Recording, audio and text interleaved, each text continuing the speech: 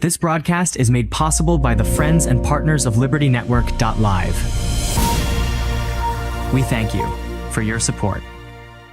Tonight we're going to get on to a study of a topic that's relative to the day and age in which we live. Of course, this could have been said for the last 3,000 years, but especially now as we see what's going on this week with President Trump and the makings of a peace agreement or the potential for a peace agreement. I must say I have my reservations. I do not see Hamas going anywhere unless they are forced out the door. I don't see them voluntarily laying down their weapons, but you never can tell. We may just be that close to the rapture. Maybe this is the makings of that peace agreement that will be formed in Daniel chapter 9. Now, I'm not saying that President Trump is Antichrist. I think he's the opposite. But this could be an agreement that's put in place, at least in principle, that is enforced at a later date. Or perhaps this is just a forerunner to something that's coming down the pike in 6 months or a year or so. I still am strongly convinced that I think the rapture will take place on Rosh Hashanah. When you consider the timing of Christ's first advent with the spring feast and the birth of the church with Sukkot and Shavuot, and now you expect the second coming or the second advent to coincide with the events of the fall festival, and the next thing would be the awakening blast or the last trump, which is on Rosh Hashanah. So I still lean very strongly and comfortably with that being the date, but could be wrong. It's been known to happen, but I think within the next year or two, we certainly seem to be getting close. Now, for those young people here that are planning on getting married one of these days, plan on living your life. I remember in 1981, there was a big push, a lot of conversation about the rapture. And, of course, so much of it came from a false understanding of what a generation meant in Matthew chapter 24. There were people that defined a generation as being 40 years, and they started it from the budding of the fig tree, which was when Israel became a nation again. So they came to 1988. You take off 7 years in 1981. I remember all the prophecy conferences with J.R. Church and Jack Van Impe and everything. There was so many things going on, so much conversation. And then, of course, there was a booklet that came out, 88 Reasons Why the Lord Will Return in 1988. That turned out not to be the case either. We obviously are getting closer. So we are certainly closer than we were in 1981 and 1988. Is it a year or two away? Could be. But I say that for our youngsters in the room. Go ahead and plan on living life, but also be prepared for every day that could be the last day that you have on earth. We could be called home at any point in time.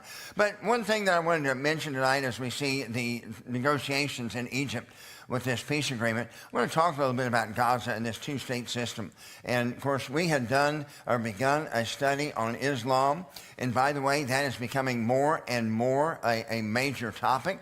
Of course, we were on this 15 years ago, and it's come to light again. And quite frankly, it's not that it's gone anywhere. It's just been at work behind the scenes, slowly and steadily.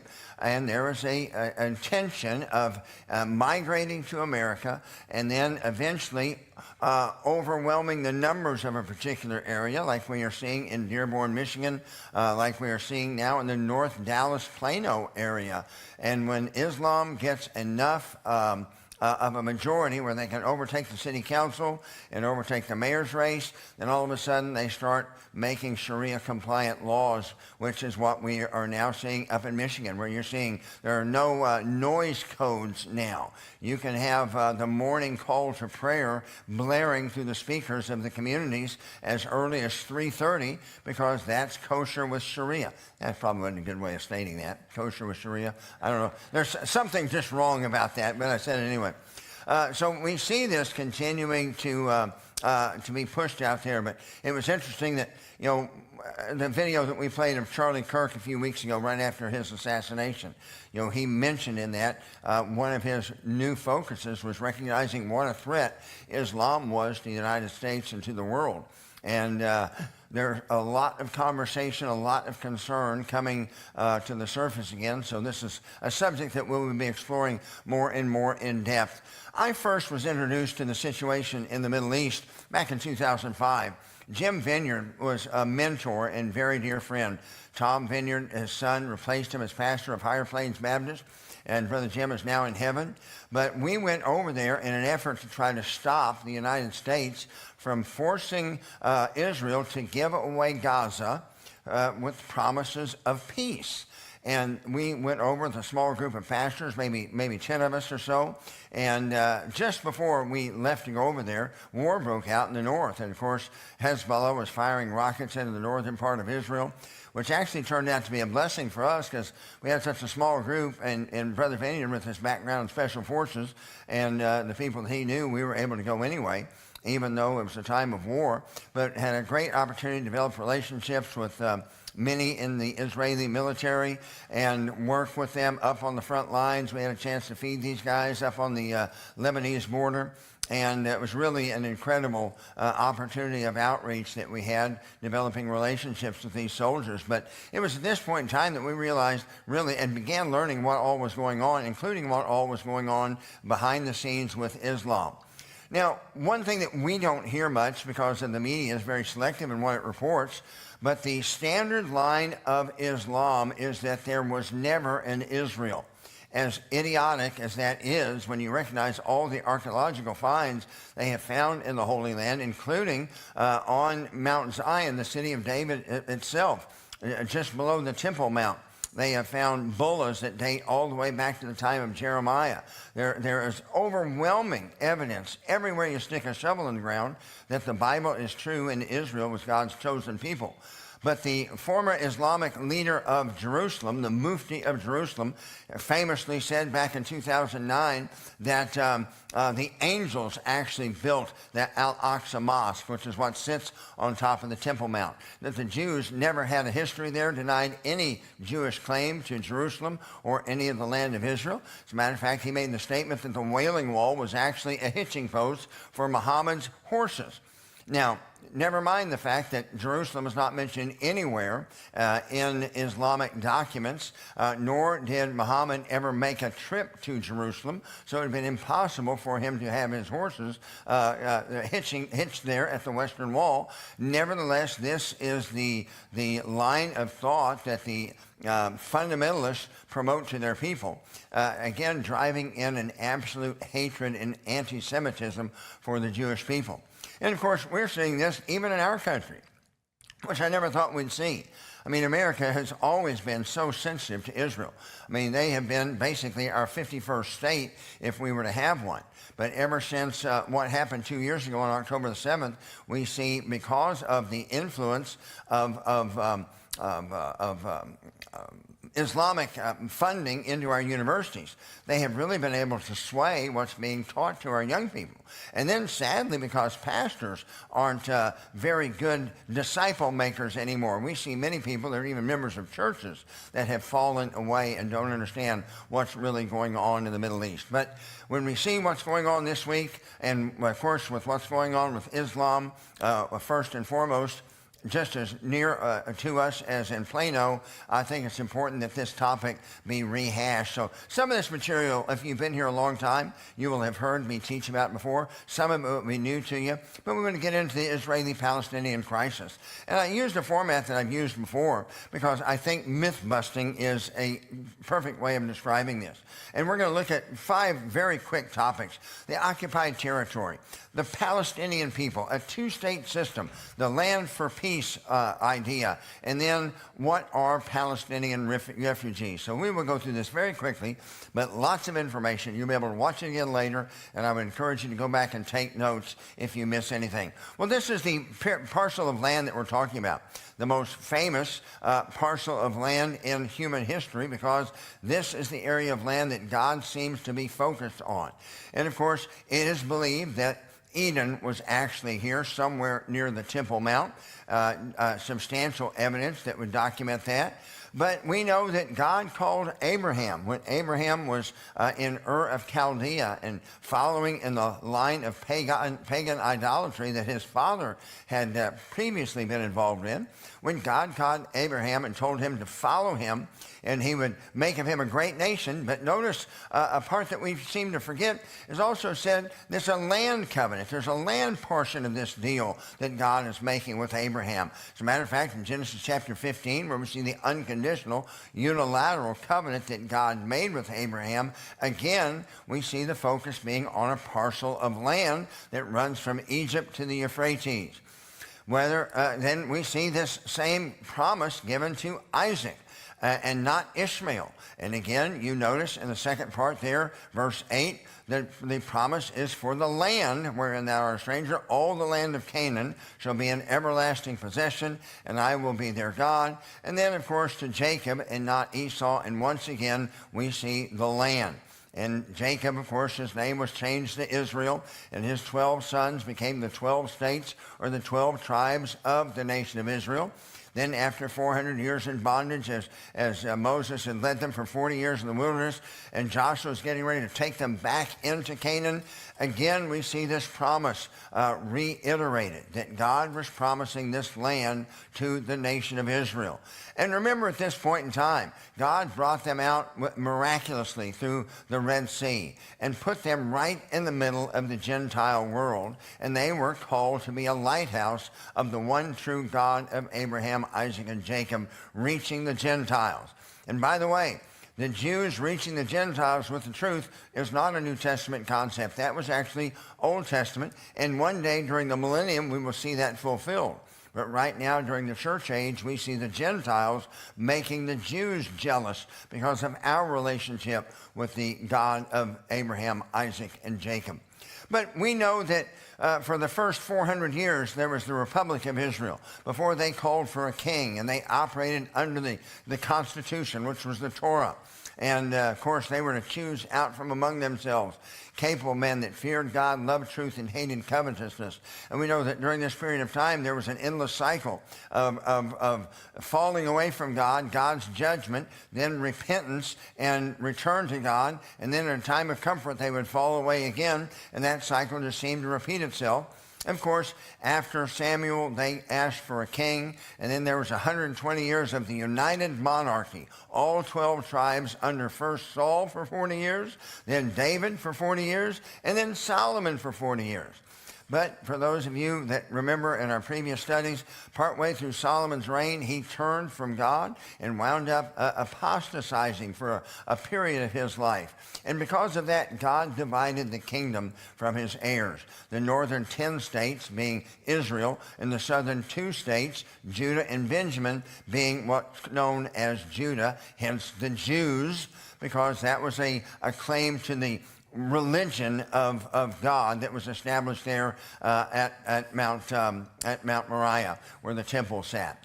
Now, after the first occupation, we talk about occupied territory, and all of this was the nation of Israel, divided between the 10 tribes and 2 tribes, but the 12 tribes together were God's chosen people, until the northern kingdom was taken hostage or taken captive in 722 by the Assyrians. At that point in time, the northern part of Israel became occupied territory. Then, of course, those of us that are familiar with Daniel, we realize that Babylon came in and conquered the southern half. So at this time, in 606 BC, all of the nation of Israel was now officially occupied territory. Here's the point I want you to recognize as we go through this. The last nation to occupy that geography, the last nation to actually claim Jerusalem as its capital was Israel. There has never been a nation called Palestine. And when you hear of this occupied territory, recognize that it's not Israel that's illegally occupying the territory. As I showed you already, God gave the land to the descendants of Abraham, Isaac, and Jacob. There has been an extended period of almost 2,500 years, beginning with Assyria and going up into the last century, where this territory was occupied by usurpers. But not now. Israel is back in the land. After Babylon, you had Media Persia, then you had Greece, then you had Rome. Now, this is significant because this is where the term Palestine comes from. And, of course, because you were here in this church, you have heard me talk about this. You heard Joshua talk about this just as recently as when we were going through the book, Our Father Abraham, the Jewish Roots of Christianity. But after the second Jewish rebellion in 135 A.D., after the Romans had put that down, the emperor of Rome, Emperor Hadrian, was so frustrated with the Jews that he removed their name from the map. He changed the name of Jerusalem to Syria Palestina, they changed the name of Jerusalem to Aelius Capitolina, named for himself, which was his family name, and then changed the name of this entire geography from Judea, Samaria, and the Galilee to Syria from the north and Philistines from the south, two of the dominant enemies of Israel, both from the north and the south. And you look at their Jewish history, the emperor spitefully changed the name of this geographical region. Of course, this time it was all under Roman rule. It was all part of the Roman Empire, but changed the name to Syria Palestina. That is where this term Palestine comes from. But as you're going to see in a minute, I want you to notice that nobody ever held on to it or laid claim to it. After that, we had the Byzantine Empire and Eastern Orthodox ruling over this area. And then you had the Islamic invasion when Muhammad came to power, and then his successors conquered into the Promised Land and took it across North Africa. And from that point until now, the Holy Land has been primarily under Islamic control.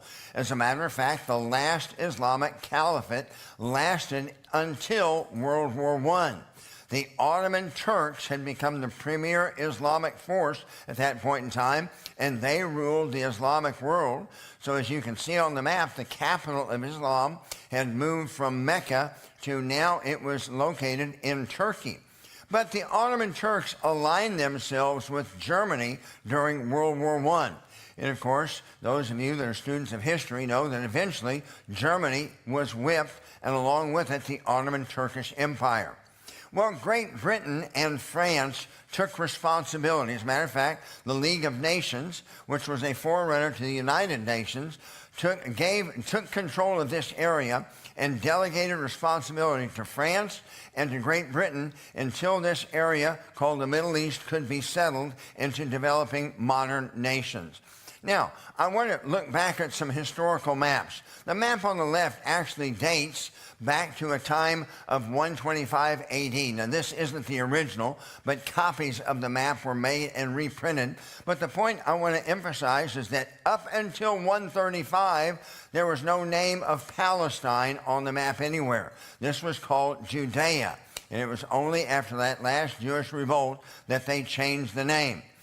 On the right, you see a map that dates to the Ottoman Turkish Empire, the year 1600.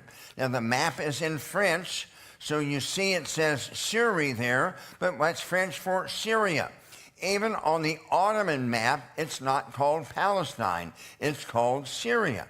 And this map actually dates from 1801, also published initially by the Ottoman Turks. And once again, you notice this area that we call Israel was then known as Syria.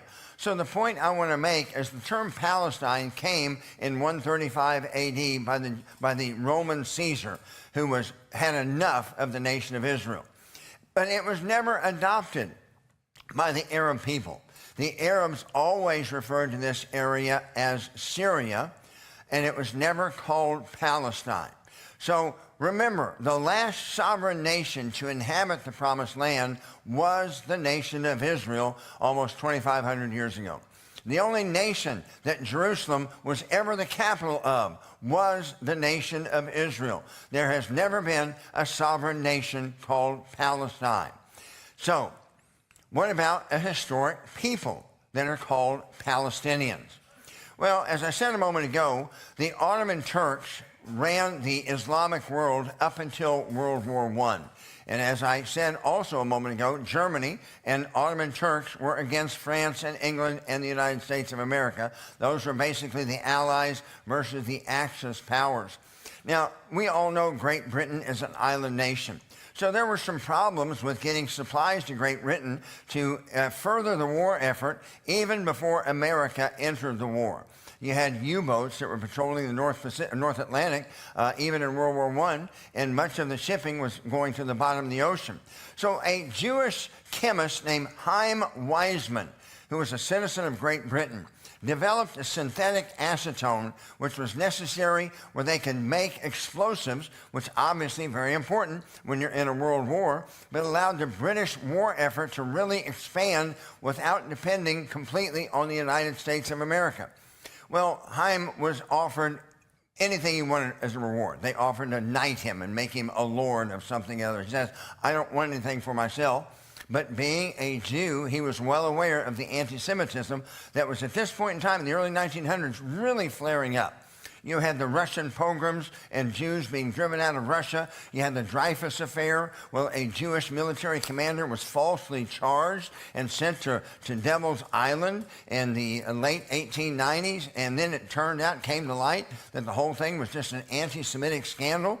And there was a famous Jew by the name of Theodor Herzl that's called the father of Zionism. But he was the one that came up with this idea that the Jews must have a homeland. The only way the Jews are going to be safe, because for 2,000 years they have been hated. And as we look back at Bible history, you go all the way back to the story of Esther. The Jews have always been the scapegoat. And Theodor Herzl recognized and made the statement that Israel must have a homeland. Well, where better to put the Israeli homeland than in Israel? And that's what the Brits thought about it. In 1917, Great Britain issued what was called the Balfour Declaration, pledging to give their entire effort to making the area you see on the map the future homeland for the Jewish people. Now again, let me ask you, where did the term Palestine come from? It came back from 135 with the Emperor of the Roman Empire. The only people that held on to that term was the West. So in America, they would say Palestine. In Great Britain, they would say Palestine. So on this map, you see it identified as Palestine, but this land was dedicated to the future creation of a Jewish nation. Now, we're told, or we are led to believe, let me put it this way, that there were Palestinians that from this make-believe country called Palestine that had lived in this area for millennia or at least centuries. Ladies and gentlemen, that is not true. We have got some way to validate whether that claim is true. Mark Twain, the famous author, made a tour of the world back in the late 1800s, including going through the Promised Land. He wrote a book called The Innocents Abroad. Notice his description of Israel from 1867. He said, of all the lands there are for dismal scenery, I think Palestine must be the prince. It is a hopeless, dreary, heartbroken land. Palestine sits in sackcloth and ashes. Over it broods the spell of a curse that has withered its field and fettered its energies. Palestine is desolate and unlovely, and why should it be otherwise? Can the curse of the deity beautify a land? Now, at this point in time, 1 in 5 died in infancy. The average age of death for those that lived in this area was 37. No one wanted to live here. It was basically a few Bedouins that were wandering through. Other than that, there was a population in Jerusalem, a population of Jews in Haifa, and then there was Joppa, which was primarily Arab. But there was less than 250,000 people that occupied this whole section that we now call Israel, according to the Ottoman Turkish census of 1882. So there hasn't been hordes of people that have lived there for millennia. As a matter of fact, Mark Twain also said this: there was hardly a tree or a shrub anywhere. Even the olive and the cactus, those fast friends of a worthless soil, had almost deserted the country. And then he made this statement when he was up in the Galilee near Mount Tabor. He said, "We reached Tabor safely and never saw a human being on the whole route. There is not a solitary village throughout its whole extent, not for 30 miles in either direction. One may ride 10 miles hereabouts and not see 10 human beings. These unpeopled deserts, these rusty mounds of barrenness." So again, the point I'm wanting to make is, according to Mark Twain's testimony, this wasn't a populated area. It was a malaria-infested wasteland. It was either sand dunes or swamp, and it was uninhabited by people, except for, as I said, Jerusalem, Joppa, which is down about maybe 40 miles due west of Jerusalem, right on the seashore, and then Haifa, which is up in the northern part of the nation of Israel. But this is a travel guide on the area that dates back to 1906. It was a very popular travel guide. Now, understand, you have to really be a geeky nerd at some points of your life to research and find stuff like this. You really have to explore to be able to find this kind of documentation. But this was a very famous travel guide back in the early part of the 20th century. And notice it says that population of Jerusalem is about 60,000, of whom 7,000 are Muslims, 40,000 Jews, 30,000 Christians. So the point I'm wanting to make is this was not a populous area. This was a wasteland. The majority of the 250,000 people that lived here, according to the Ottoman Turks, was either in Jerusalem, which is almost 70% Jews, or Joppa, which would have been Arab, or Haifa, which would have been 100% Jews. So the populace was always Jewish throughout all generations. And I love sharing this picture, and I've done it before. But this shot was taken on April 11th, 1909. You had 66 Jewish families that bought 12 acres of, you can see this is prime real estate when you see what they're standing on.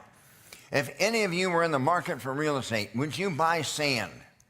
No, of course not. You would want to buy some sort of fertile land. But they bought this land just north of Joppa to make a Jewish suburb, which eventually outgrew the mother and became Tel Aviv. That desert wasteland became this thriving city. But understand, ladies and gentlemen, as I said earlier, this was not where you had descendants of Palestine from the famous nation of Palestine that lived here for millennia. This was a wasteland that was largely uninhabited for 1,800 years until at the time of Dreyfus, you saw the Zionist movement, and the Jews started moving back en masse to what was their former homeland, as we've seen, promised to them by God in the Bible. They were claiming that promise and going back. And as the Jews began to move back, the Arabs also began to migrate into this area to try to counter the population growth, because they were fighting the establishment of a Jewish nation right from the beginning. We'll talk about that more in just a minute. Well, what about the Palestinian refugees? Well, as we just saw, this land was a malaria-infested wasteland or sand dunes. You could take your choice. There wasn't much else there. And as we just saw on this last slide, the population doubled from 1922 to 1948. So after World War I, when the Zionist movement really began to kick into force, the Arabs tried to counter that. Now, you're going to see something heartbreaking in a minute that Great Britain and even America was partially responsible for, but I'll bring that up here when we get to it. But we saw the population double in this area in a period of 20 years. So what's that tell you? It tells you it's not natural reproduction. This is immigration along with procreation, which caused the population to double in such a short period of time. But as Israel's Declaration of Independence was on the horizon after World War II, the United Nations stepped in again and tried to, oh, man, I think I left out a slide earlier. I meant to put it in there. Oh, shoot. I'm sorry I did that. Well, hopefully I can come to it again in a minute. But this was the second attempt of land for peace. In fact, I think I botched this up in my haste. See this land over here. If you remember, I showed you a picture a while ago that showed a large portion of property that was designated by Great Britain to the nation of Israel, or to the future nation of Israel. And what we see that whittled down to is about 30% of the original promise. Well, there were some things that led to that. Folks, I'm just going to wing it and go on through here. I'm not sure if I have these slides in here or not, but if I do, I'll cover it. If I don't, I'll catch up there at the end. But I want you to notice that this land now was once again being divided. And the United Nations now, after World War II, was giving this portion of land, what we call the West Bank, to Arabs, this portion of land to Arabs, this portion of land to Arabs, and they were generous enough to give to Israel the desert called the Negev, and then some coastline, and you all know how fertile coastline is for planting. And then there was in the up here just near the heights of Lebanon, there is some fertile land up there, but this was not a good deal for the Israelis. Nevertheless, when this was offered in 1948, the Israelis said, we will take it. We are glad to have any place to call home where we can protect our people. However, the Arabs rejected it. They said, no dice. What was Islamic land is always Islamic land. And as we talked about just a few weeks ago, Islam views the world in two spheres. The world that's already under Islamic control, which is as Allah wills it to be, and according to them, will one day be. And then the rest of the world, which is currently at war. They're fighting over it until they can bring it under Islamic control. So the Muslims believe that once they have taken territory, that is rightfully theirs. As a matter of fact, once they have put their prayer rug down on the ground and prayed in a location, that is their property from that point on. So the idea of giving anything away or giving anything back to the Israelis was a non-starter from the beginning. Now, 1948, you had, on May the 14th, Great Britain, and I botched up my slides, so I'm just going to have to wing it. May 14th, 1948, Great Britain was going to return the mandate that they had from the League of Nations. They said, hey, we are tired of dealing with all the riots in Israel. The Arabs keep rioting to keep the Israelis from forming a nation. We are tired of this. We just want to be left alone. So they were going to leave what's called Palestine, or Israel, on May the 15th, 1948. And literally just hours before they were leaving is when Israel declared independence and established themselves as a nation. Now the Arabs told the Arabs that were living in the population or inside the borders of Israel, just leave. You leave Israel because we're going to come in and we're going to destroy the Jews. And then once we've destroyed the Jews, you can come back and have your homes. And then we won't have to worry about the Jewish problem anymore. Well, what came to everyone's surprise is they did attack Israel the day after they declared independence, but Israel wound up winning the war. So those people that left on their own volition and went to Jordan and went to Lebanon and went to Egypt and went to Syria to wait out the war, rather than being allowed to assimilate into their Arab or Persian brethren, they were put in concentration camps by their Arab or Persian brethren and called Palestinian refugees. And rather than allowing them to assimilate and live healthy, happy lives in Arab land, they have been used as political pawns now for some 80 years. And this is still ongoing today. Now, the successor to Yasser Arafat fessed up to what I just told you. He made a speech in 1976. Boy, he would be really an old guy if it was 1770.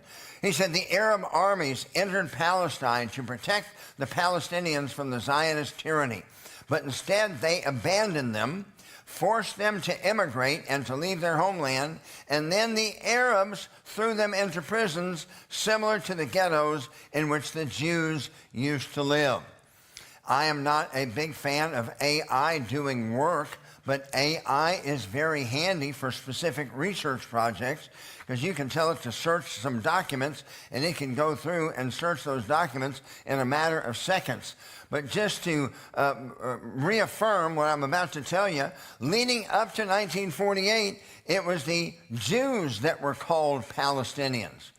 Typically in conversation, when they used the term Palestinian, it was talking about the Jews, and then there were the Arabs. I documented that up there. In fact, it used to be called the Palestinian Post before it was changed to the Jerusalem Post, owned by Jews the whole time. And all of the, you see the Palestinian Symphony Orchestra was changed to the Jerusalem Symphony Orchestra. So again, the point I'm making is that the Palestinian term originally referred to Jews and not Arabs. After 1948, after the Arabs fled before the war for independence, and then after they lost, rather than being allowed to assimilate into other Arab nations, they were put in concentration camps and used as political pawns. So understand, it's not the Jewish people that is doing this to the quote-unquote poor, misplaced Palestinians. It is a political tool being implemented by the Arabs themselves because there is no tolerance for the existence of the nation of Israel. Matter of fact, this photograph was taken from Mount Gerizim up in the north. You look down in the valley, and that's Nablus. It's where Jesus had met with the Samaritan woman in the story at Sychar's well in John chapter 4. But you see that red outline there, you can kind of see right in here, but this is actually a Palestinian, for all manner of speaking, a prison. This is where the PLO or Hamas says that they can live if they can trace their roots to Palestine. Now, the Jews say you can live anywhere. If you are an Israeli citizen, you can live anywhere. But this is an example of these Palestinian camps, even in Israeli-governed territory. The Muslim influence there is so strong that these people that are called Palestinian refugees are still required to live inside that restricted territory. Now, all the while, the United States of America was sending money to Yasser Arafat because he was supposedly the head of the Palestinian people. Well, you see, this is looking out Mount Gerizim the other direction, and up on top of the mountain up there, you see that was Yasser Arafat's palace. So he lived well as he was taking money from the West, but he wasn't doing anything that we were told he was doing for his so-called people. Well, what about a two-state solution? We keep hearing that all we need is to give Gaza away and then there would be peace. Or all we need to do is give the West Bank away and then there would be peace. By the way, this is the parcel I was mentioning a while ago. I'd forgotten where I'd put it in my slides. I was working on this on the flight coming today and had forgotten the order on some of them. But we see this argument for a two-state solution. If Israel would just concede half the territory, then there can be peace. Understand, this was the original idea. This was the Balfour Declaration. And then after World War I, the original Palestinian terrorist, who was the Islamic cleric of Jerusalem, a man named Haj Amin al-Husseini, is who began leading the uprising against the Jewish presence. There were tremendous riots and upheavals in Haifa and all across what we know as the Promised Land, trying to annoy Great Britain the entire time until they ultimately left. But you notice in the pictures here, you see Husseini meeting with Adolf Hitler. So this is in the period between World War I and World War II, as they were objecting to any parcel of land being called the nation of Israel and being delegated to the Jewish people. Well, as Hitler began to rise in power and Germany was resurrected from the dead after World War I, Husseini began meeting with Hitler, and Hitler promised that with his win, there would be no nation of Israel. As a matter of fact, it was these two that were working together that came up with the final solution to deal with the Jewish problem. So it was Husseini working with Hitler that was trying to wipe out the Jews from the face of the earth. But he began riots and rebellion against this idea of a state of Israel. And Great Britain caved. Great Britain was so tired of the headaches that Winston Churchill unilaterally made the Declaration of Division, where this entire property was originally supposed to go for the Jewish people, but they divided it 30-70, named this Jordan, named this Jewish Palestine, and this was supposed to be the first land for peace deal. Only that didn't happen. The riots continued. By the way, do you notice if they were really looking for a place called Palestine, why wouldn't they have named this Palestine? Because they weren't looking for a place called Palestine. Again, up until 1948, when they used the term Palestinian, it was typically referring to a Jew, and then the Arabs were the Arabs. But there was no call for creating a nation called Palestine because there was no interest in creating a nation called Palestine. The only interest by the Muslims was to make sure that all of this wound up staying in Muslim hands.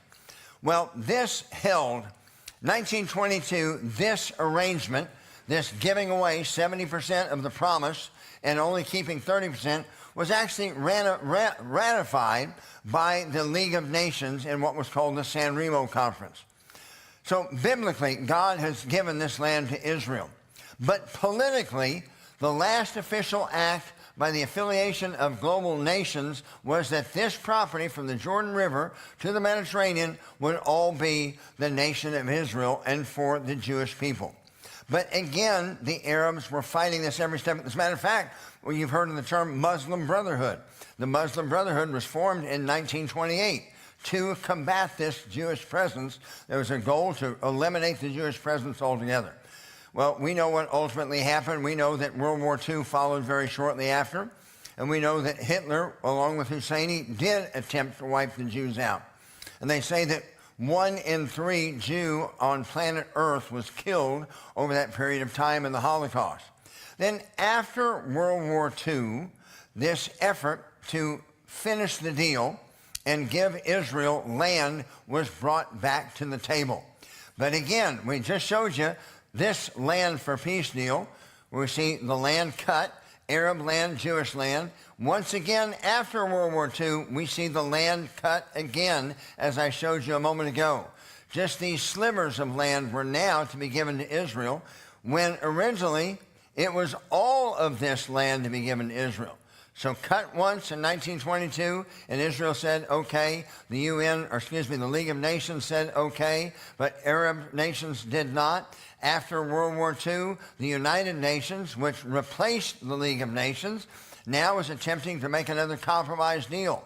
And notice in the wording of UN Resolution 181, which formed this division, again, it doesn't use the term Palestine. Why? If the whole issue is Palestine, don't you think they would be talking about the Palestinian state somewhere in all these official documents? Because it was never about Palestine. It was a division on the west between Arabs and Jews, but from the Muslim perspective, it was the effort to try to hold them off and wipe out the Jews and never allow 1 acre of ground to be named and given to the Jewish people. We talked about 1948. We talked about the Declaration of Independence. Here's the part that I want you to remember. All of this land was just part of the Ottoman Turkish Empire from 1299 up until the end of World War I. There was no Iraq. There was no Syria with borders as we know today. There was no Jordan. This was all part of the Ottoman Turkish Empire. Now, after World War I, you see Egypt was established in 1922.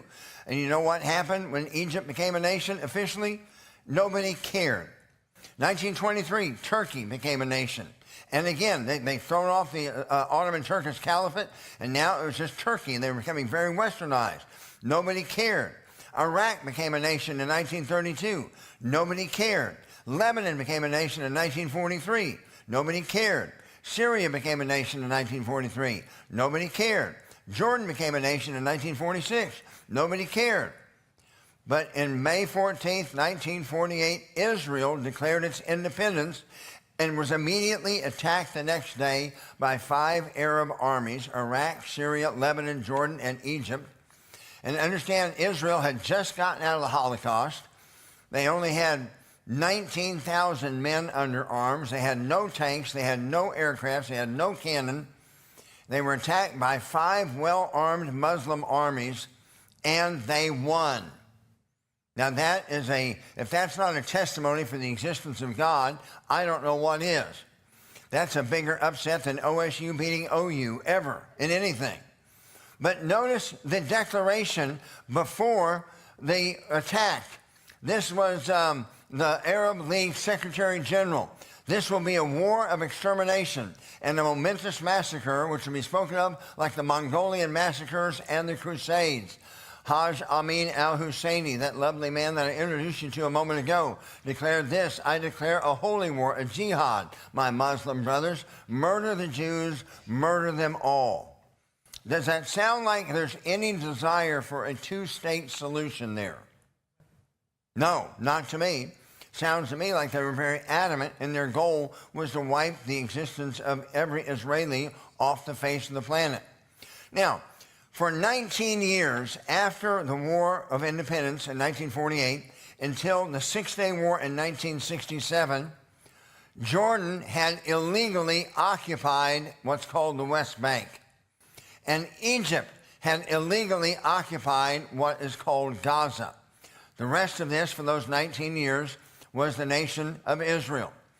Now, if Jordan wanted, or if there was a desire to create a nation called Palestine, again, they had the opportunity.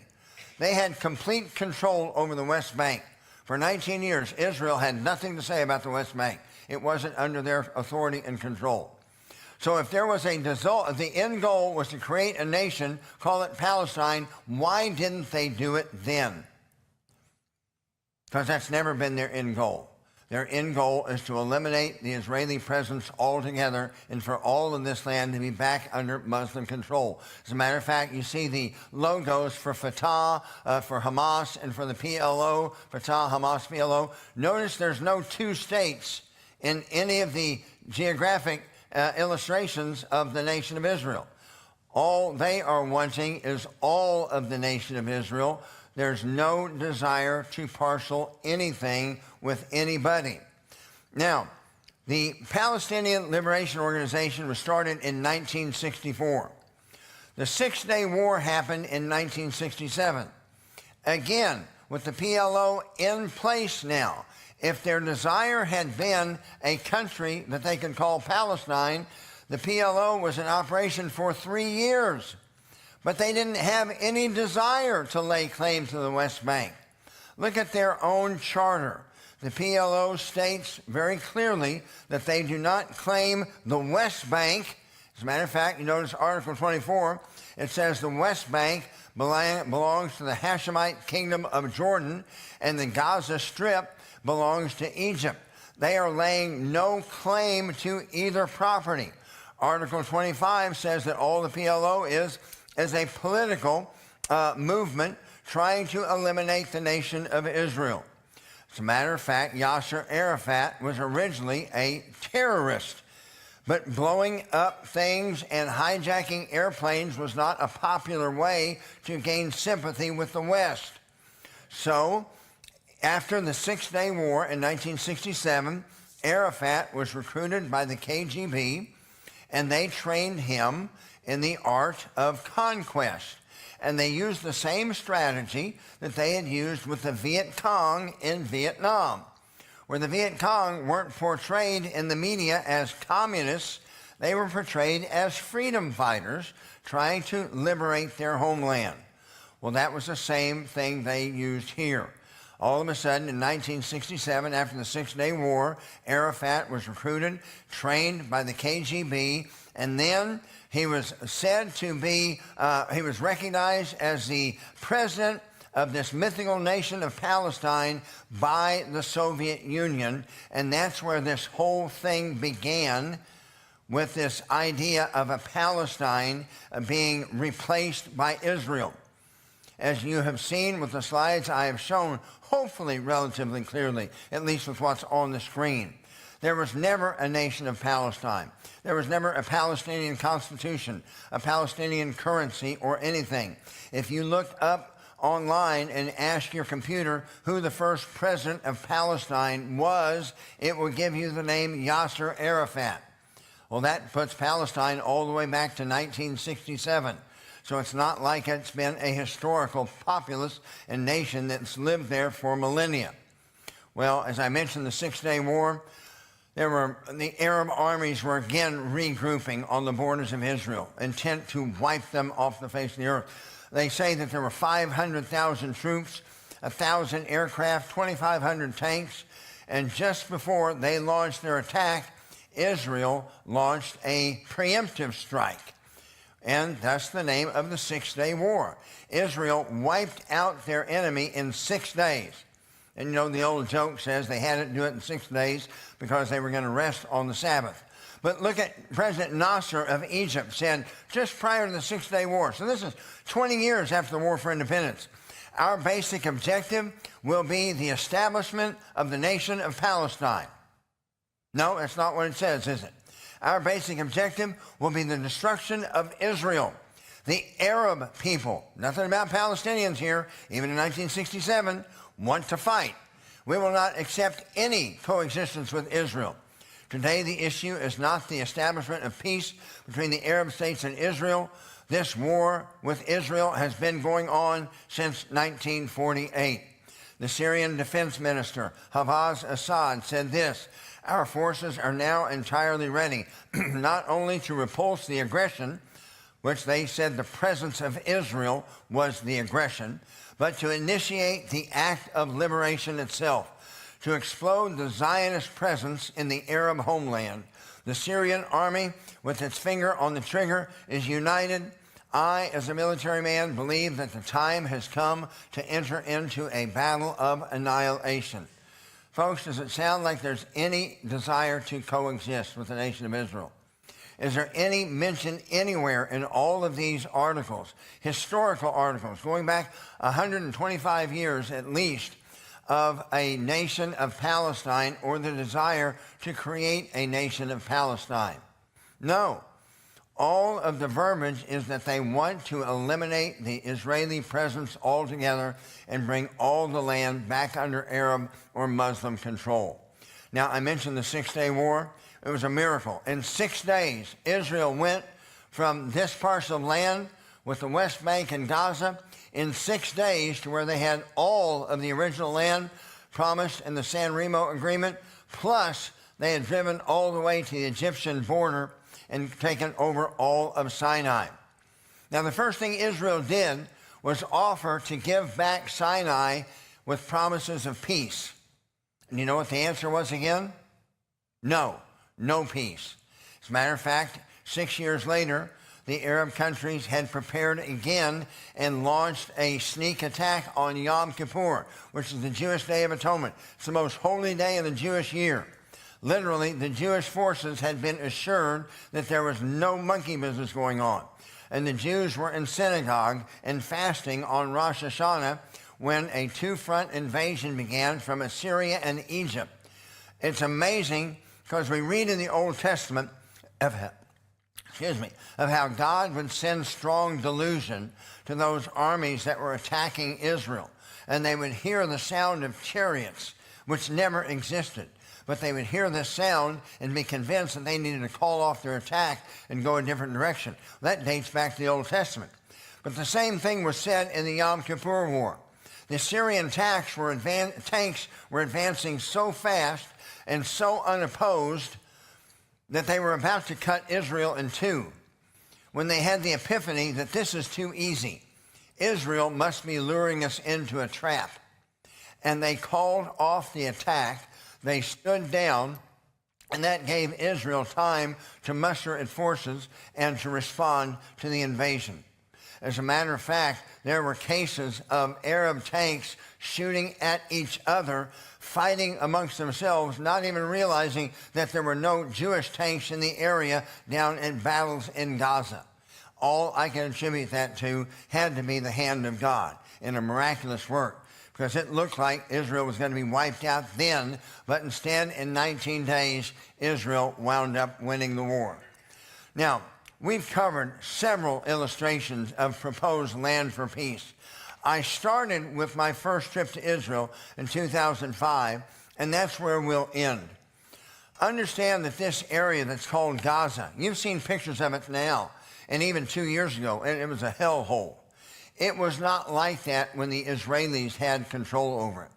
From 1967 until 2005, the Israelis controlled all of Gaza, and it was part of Israel.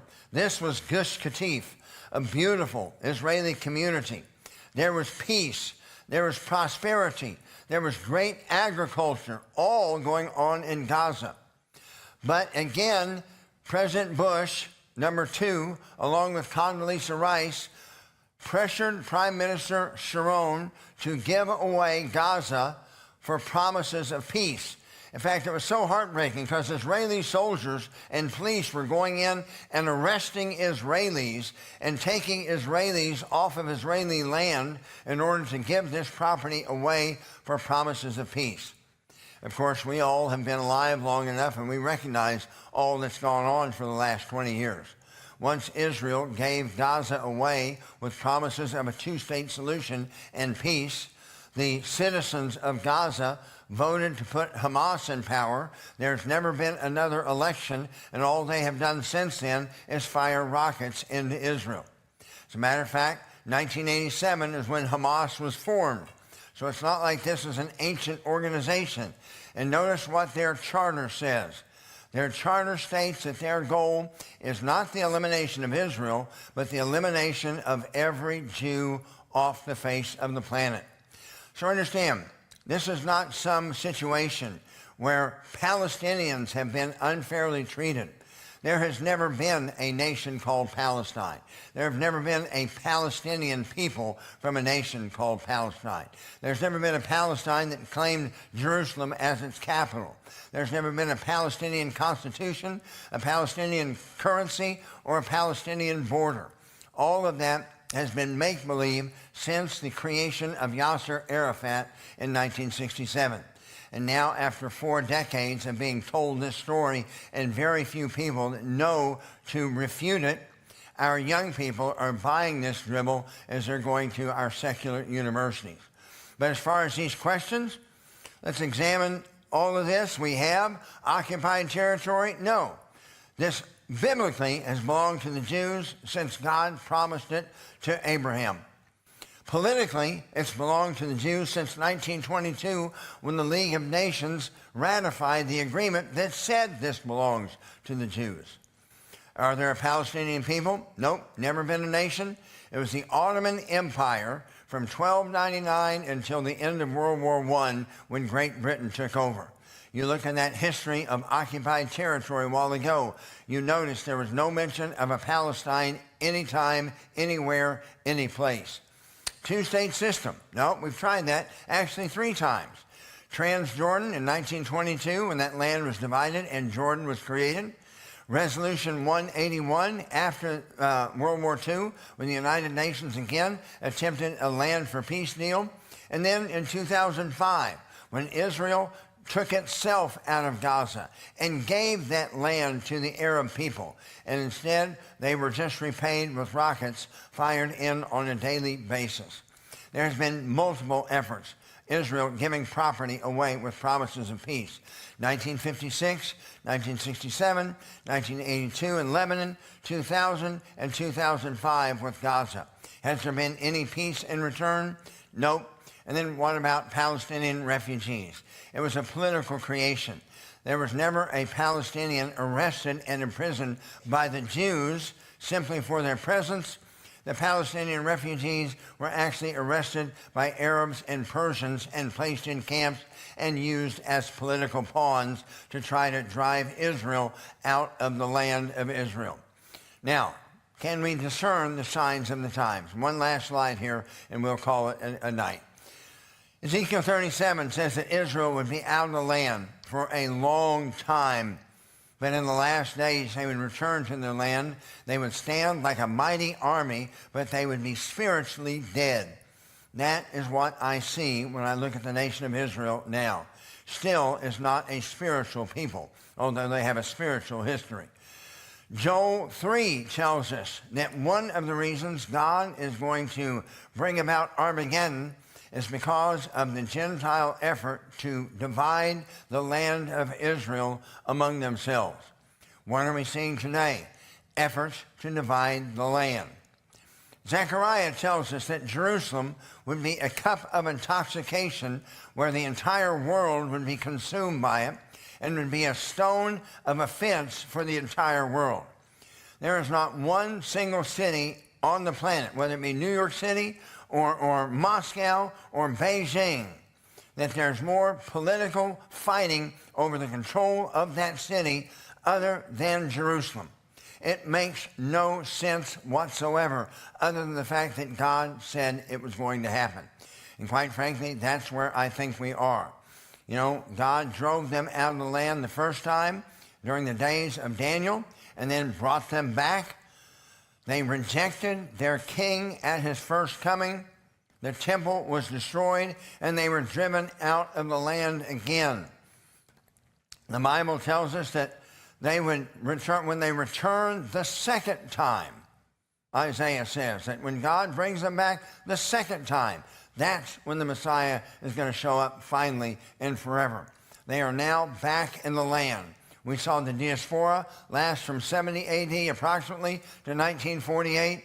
We saw the Dreyfus Affair. We saw Theodore Herzl, the birth of the Zionist movement. We saw the Holocaust in World War II. We saw David Ben-Gurion make the Declaration of Independence on May the 14th, 1948. And we see Israel back in the land for the second time, but spiritually dead. And still there's no king, but there's one coming.